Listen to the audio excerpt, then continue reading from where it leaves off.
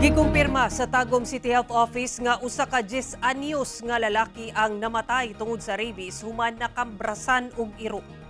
Sa pakiginabi sa GMA Super Radio Davao kang Dr. Arnel Florendo, ang head sa Tagum City Health Office nga ang biktima taga Magugpo East ug namatay niadtong Domingo human nakambrasan og iro sa tiil matud pa niini usa ka bulan na ang milabay. Dugang pa ni Florendo nga wala mitugan ang bata sa iyang ginikanan human gikambra sa maong iro sa ilang silingan. Sigon sa opisyal nga posibleng namatay sa rabies ang bata tungod sa mga nakitang sintomas sa sakit. Sa karon nagpadayon pa ang contact tracing sa buhatan sa mga posibleng nakahimamat sa biktima. Busag ipaigmat sa Tagum CHO ang publiko kalabot sa sakit nga rabies nga posibleng makuha gikan sa mga hayop sama sa iro ug iring.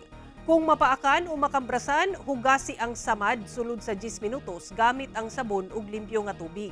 Gilayong magpatambal aron mapugngan ang komplikasyon, ilabi na nga ang mga virus posibleng mo resulta gayud sa kamatayon.